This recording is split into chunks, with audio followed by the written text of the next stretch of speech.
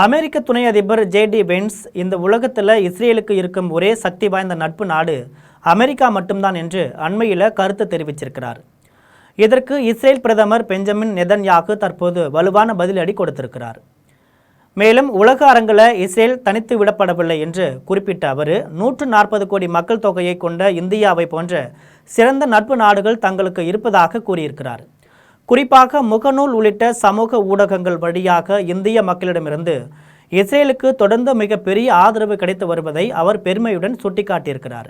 இதனால அமெரிக்கா மட்டும்தான் தங்களின் ஒரே பலம் என்ற வாதத்தை முற்றிலுமாக நிராகரித்த நெதன்யாகு இஸ்ரேலின் அதிநவீன சைபர் பாதுகாப்பு மற்றும் செயற்கை நுண்ணறிவு தொழில்நுட்பங்களை உலக நாடுகள் பலவும் பயன்படுத்த விரும்புவதாக தெரிவிச்சிருக்கிறார். இந்த நிலையில் பல நாட்டு தலைவர்கள் தன்னிடம் தனிப்பட்ட முறையில் பேசி இராணுவ ஒத்துழைப்பு மற்றும் தொழில்நுட்ப உதவிகளை கோருவதாகவும் அவர் குறிப்பிட்டிருக்கிறார். சைபர் துறையில் இஸ்ரேல் உலகளவில் 2வது இடத்தில் உள்ளதால் வெளிப்படையாக தெரிவதை விட தங்களுக்கு பல நாடுகளுடன் ஆழமான உறவுகள் இருப்பதாக நெதன்யாகு இந்த அறிக்கையின் மூலம் தெளிவுபடுத்தியிருக்கிறார்.